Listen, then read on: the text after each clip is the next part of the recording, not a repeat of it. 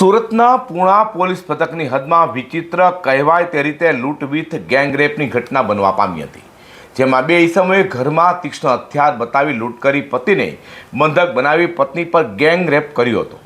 આ મામલે પોલીસે ત્વરિત તપાસ હાથ ધરી મુખ્ય આરોપીને ભાવનગરથી ઝડપી પાડ્યો છે। તો નરાધમે એકવારમાં હવસ ન સંતોષાતા 2 કલાકમાં મહિલા પર 3 વાર બળાત્કાર ગુજાર્યોની કબૂલાત કરવામાં આવી છે। પૂણા પોલીસ પાસેથી મળતી માહિતી મુજબ પૂણાના ગીતાનગરમાં એક મકાનમાં રાત્રે દંપતી ઘરે હાજર હતું। દરમિયાન 2 અજાણ્યા ઈસમો ઘરમાં ઘૂસી આવ્યા હતા અને પતિને બંધક બનાવી લીધો હતો। આ શખ્સોએ ઘરમાં લૂંટ ચલાવી હતી। લૂંટ ચલાવ્યા બાદ ઘરમાં બંધક બનાવવામાં આવેલી યુવતી પર ગેંગરેપ કર્યો હતો।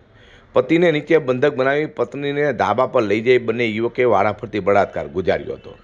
ત્યારબાદ બંને ઈસમો ફરાર થઈ જવા પામ્યા હતા। અંગે સવારે પોલીસને જાણ કરાઈ હતી, જેથી પૂણા પોલીસ દ્વારા ઘટનાને ગંભીરતાથી લઈને તપાસ કરી તો ભોગ બનેલી યુવતીએ પોલીસને જણાવ્યું હતું કે એક સિલ્વર બ્રેસલેટ અને 30,000 રૂપિયાની ચપ્પુની અણીએ લૂંટ કરી ત્યારબાદ બળાત્કાર ગુજાર્યો હતો।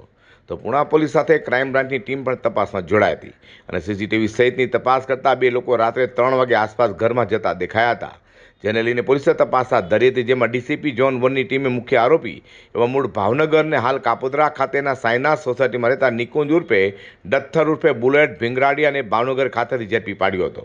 તો ઝડપેલા આરોપીની પૂછપરછમાં સામે આવ્યું હતું કે એક વારમાં હવસ ન સંતોષાતા 2 કલાકમાં મહિલા પર 3 વાર નરાધમે બળાત્કાર ગુજાર્યો હતો, જેને લઈને મહિલાના પ્રાઇવેટ પાર્ટમાં ગંભીર ઇજાઓ થવા પામી હતી। હાલ પોલીસે ઝડપેલા લૂંટારૂ બળાત્કારીના સાથીને ઝડપી પાડવા પોલીસે ચક્રો ગતિમાન કર્યા છે।